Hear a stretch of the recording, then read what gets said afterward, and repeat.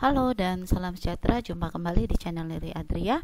Pada video berikut saya akan membahas struktur muskuloskeletal yang mempengaruhi mobilisasi, kemudian gangguan dalam mobilisasi, kemudian faktor-faktor yang mempengaruhi imobilisasi. Baik, yang pertama adalah struktur muskuloskeletal yang mempengaruhi mobilisasi. Seperti kita ketahui, koordinasi sistem tubuh merupakan fungsi yang terintegrasi dari semua sistem skeletal, otot, kemudian skelet, dan sistem saraf. Nah, ketiga sistem ini berhubungan erat dengan terjadinya mobilisasi dan dapat dianggap sebagai satu fungsi. Ya, nah kemudian yang pertama adalah skeletal. Skeletal itu adalah tempat melekatnya otot dan ligamen yang berfungsi untuk membentuk tubuh. Nah, jadi di skeletal ini juga terdapat 4 tulang, yaitu tulang panjang, tulang pendek, tulang pipih, dan tulang irreguler. Kemudian yang kedua itu sendi. Nah, sendi ini berhubungan di antara tulang. Nah, 4 klasifikasi di sini juga ada sendi sinostik, ya, kemudian sendi cartilaginous, kemudian sendi fibrosa, dan sendi sinovial. Nah, kemudian selanjutnya ada ligamen. Ligamen adalah ikatan jaringan fibrosa yang berwarna putih, kemudian mengilat, fleksibel, mengikat sendi menjadi satu, dan menghubungkan tulang dengan kartilago. Misalnya ligamen antar vertebra, kemudian ligamen flatum, dan ligamen non-elastis. Nah, kemudian yang selanjutnya adalah tendon. Tendon adalah jaringan ikat fibrosa berwarna putih mengkilat yang menghubungkan antara otot dengan tulang. Kemudian kartilago. Kartilago adalah jaringan penyambung yang tidak mempunyai vaskuler yang terletak terutama pada sendi dan toraks, trakea, laring, hidung, dan telinga. Kemudian yang keenam, otot-otot yang penting dalam pergerakan. Nah, di sini otot yang penting dalam pergerakan itu melekat di region skelet, tempat pergerakan itu ditimbulkan oleh pengungkit. Nah, pengungkit itu terjadi ketika tulang tertentu seperti humerus, ya, humerus, ulna, radius, serta sendi yang berhubungan. Nah, di sini biasanya sendi siku bekerja sama seperti pengungkit, ya. Nah, gerakan, saya sudah yakin kalian tahu ya, gerakan pengungkit itu adalah pergerakan ekstremitas atas otot lengan sejajar satu dengan yang lainnya dan memanjangkan tulang secara maksimal. Biasanya otot ini sejajar memberikan kekuatan dan bekerja dengan tulang dan sendi untuk memampukan lengan mengangkat suatu objek.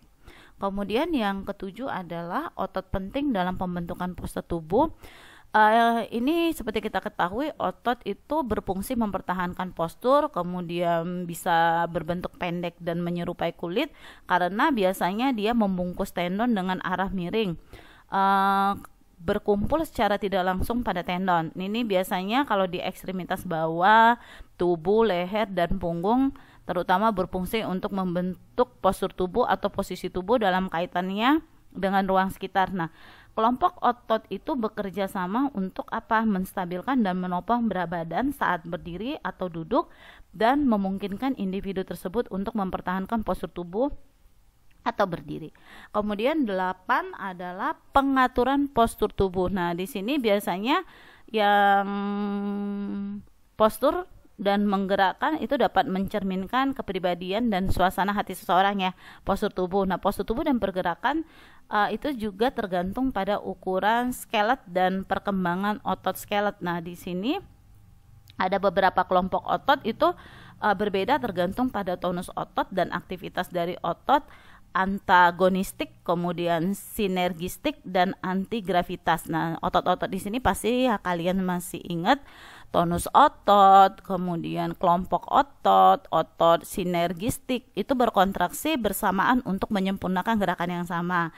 Kemudian otot antagonistik bekerja untuk menggerakkan sendi. Nah, kemudian otot antigravitas itu biasanya berpengaruh pada stabilisasi sendi. Nah, kemudian kita lanjut kembali. Gangguan dalam mobilisasi. Nah, apa aja sih gangguan dalam mobilisasi? Itu ada tirabaring, kemudian ada imobilisasi. Nah, kalau berbicara tentang tirabaring, itu tirabaring merupakan suatu intervensi di mana seorang klien dibatasi untuk tetap berada di atas tempat tidur untuk tujuan terapi. Nah, biasanya di sini pasien dalam kondisi bervariasi ya.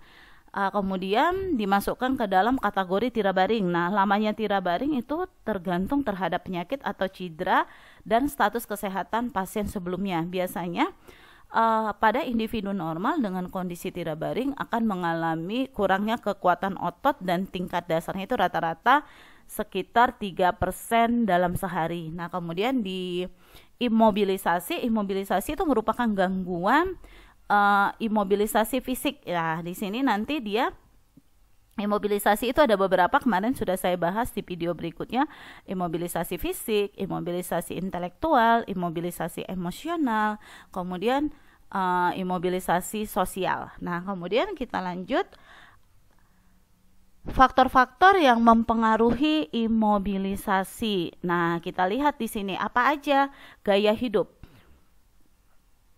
hidup seseorang itu sangat tergantung dari tingkat pendidikan. Nah, makin tinggi tingkat pendidikan seseorang akan diikuti oleh perilaku yang dapat meningkatkan kesehatannya. Demikian halnya dengan pengetahuan kesehatan tentang mobilitas seseorang akan senantiasa melakukan mobilisasi dengan cara yang sehat. Misalnya kita lihat misalnya seorang ABRI akan berjalan dengan gaya berbeda dengan seorang pramugari. Nah, seperti itu.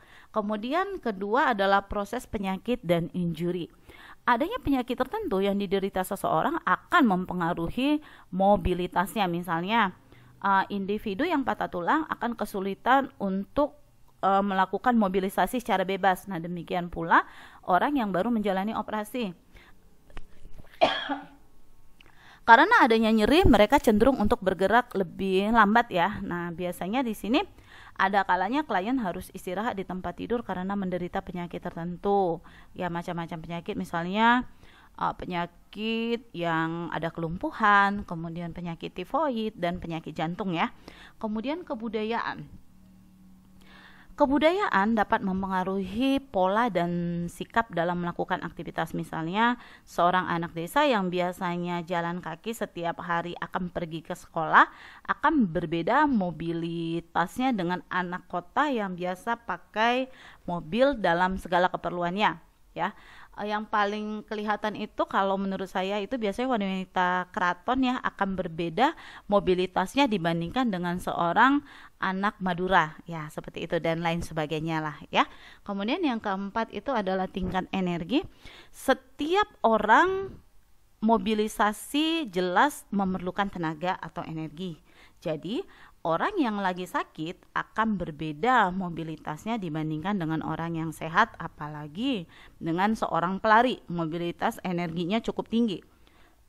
Kemudian yang kelima adalah usia dan status perkembangan. Nah, di sini usia dan status perkembangan di sini seorang anak itu akan berbeda tingkat kemampuan mobilitasnya dibandingkan dengan seorang remaja.